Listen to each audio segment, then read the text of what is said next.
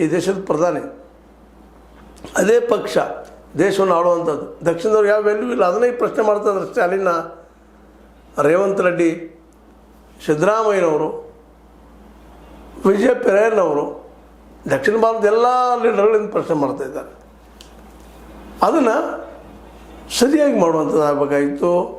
ಅದೇ ಕಾಲಕ್ಕೆ ಮೋದಿಯವರು ಕೇವಲ ಇಲೆಕ್ಷನ್ ಗೆಲ್ಲು ಗಿಮಿಕ್ಕಾಗಿ ಇದನ್ನು ಮಾಡಿದ್ರು ಅಂತೇಳಿ ಇವತ್ತು ಸ್ಪಷ್ಟ ಆರೋಪ ಬರ್ತದೆ. ಅದು ಹೌದಪ್ಪ, ಇದು ಸರಿ ಅದ ಅಂತೇಳಿ. ಯಾಕಂದ್ರೆ 30% ಕೊಟ್ಟದ್ರಿ, ಕೊಟ್ಟಾಗಿ ಮುಗೋದದ, ಇನ್ನು ಹೊಳ್ಳಿ ಮತ್ತೇನು ಕೊಡೋದದ ಅಲ್ಲೇ. ಅದಕ್ಕೆ ಎಲ್ಲರೂ ಒಪ್ಪಿದ್ದಿದೆ ಆ ಸಂದರ್ಭದಲ್ಲೇ.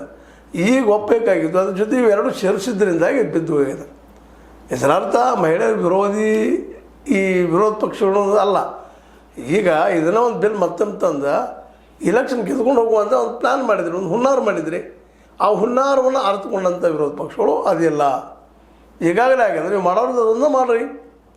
ಒಂದು ವೇಳೆ ನೀವು ಇಲ್ಲಪ್ಪ ಇದು ನೀವು ಈ ಒಂದು ಕ್ಷೇತ್ರ ವಿಂಗಡಣೆ ಮರು ವಿಂಗಡಣೆ ಮಾಡೇ ಮಾಡ್ತೀವಿ ಅಂದರೆ 2011 ಇಟ್ಟಿರಿ, ಬೇಡ ಅನ್ನೋದಿಲ್ಲ, 50% ಹೆಚ್ಚು ಮಾಡಿರಿ, ಎಲ್ಲರಿಗೂ ನ್ಯಾಯ ಸಿಗಲಿ ಅನ್ನುವಂಥ ಒಂದು ದೃಷ್ಟಿ ಇಟ್ಕೊಂಡು ಇವತ್ತು ವಿರೋಧ ಪಕ್ಷಗಳೆಲ್ಲ ಒಂದಾಗಿದ್ದಾವೆ. ಇದರಿಂದ ಒಂದು ಸ್ಪಷ್ಟ ಆಗಿದೆ. ಏನೂ ತಿಳ್ಕೊಂಡಿದ್ರು ಮೋದಿಯವರು, ವಿರೋಧ ಪಕ್ಷಗಳು ಒಂದಾಗಲಿಕ್ಕಿಲ್ಲ, ಅದರಲ್ಲಿ ಕೆಲವೊಬ್ರು ನಮಗೆ ಹೆಲ್ಪ್ ಮಾಡ್ಬೋದು, ನಮ್ಮ ಕಡೆ ಬರ್ಬೋದು ಅಂತೇಳಿ ಆ ಪ್ರಯತ್ನ ಸಾಕಷ್ಟು ಮಾಡಿದಾರೆ, ಸುದ್ದಿಗಳಿದ್ದಾವೆ.